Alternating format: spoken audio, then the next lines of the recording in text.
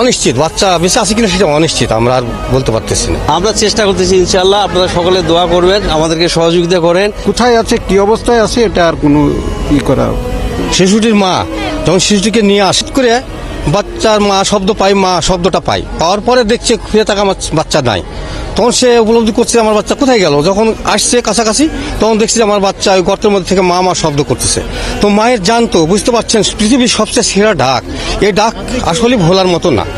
তবুও তারা জানাজানি হওয়ার পরে বেলা 1টার দিকে ঘটনা ঘটছে, জানাজানি হওয়ার পরে প্রথমে ফায়ার সার্ভিসকে খবর দেওয়া হয়েছে। ফায়ার সার্ভিস এখানে আসছে, তারা আসার কাজ শুরু করছে এবং তারা আমাদেরকে নিশ্চিত করছে যে বাচ্চা 30 ফিট নিচে আছে এবং জীবিত আছে।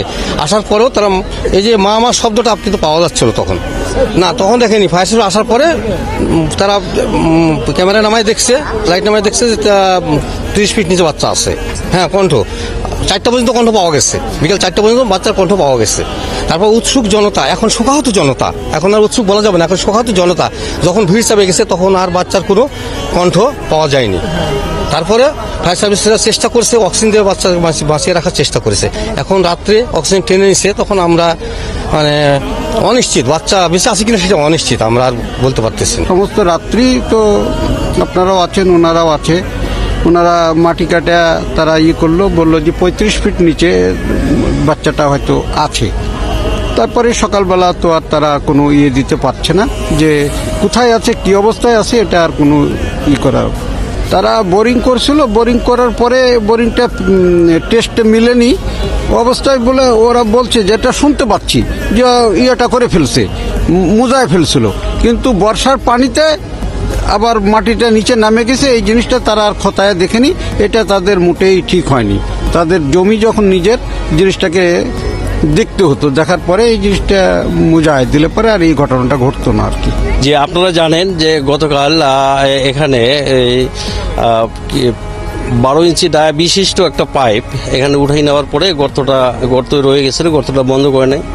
তো 2 বছর বয়সের একটি বাচ্চা ওই পাইপের ভিতরে পড়ে যায়। পড়ে গেলে আমরা তানোর রাজশাহী চাঁপাইনবাবগঞ্জ থেকে 8টা ইউনিট আমরা ঘটনাস্থলে তাৎক্ষণিক চলে আসি এবং উদ্ধার কাজ শুরু করি। বিশেষ করে এই উদ্ধার কাজে স্থানীয় জনগণ আমাদেরকে সহযোগিতা করেছেন।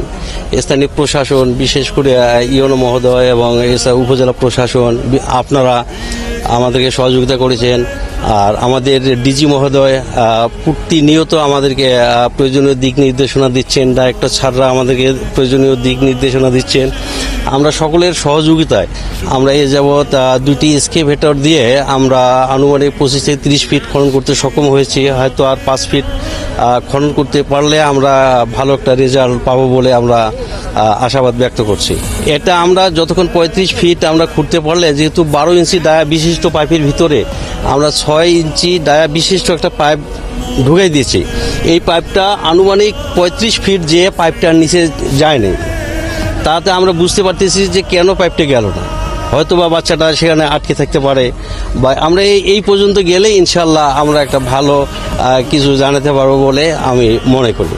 তবে আমাদেরকে এই অত্র এলাকার লোকজন আমাদেরকে সার্বিক সহযোগিতা করতেছে এবং তারা ফায়ার সার্ভিসকে যেভাবে সহযোগিতা করলে উদ্ধার কাজটা আরও তৎপর বৃদ্ধি পাবে বা অল্প সময়ের মধ্যে সম্পাদন করা সম্ভব হবে, এই দিক দিয়ে তারা আমাদের এখানে উপস্থিত যারা আছে সকলে আমাদেরকে সার্বিক সহযোগিতা করছেন।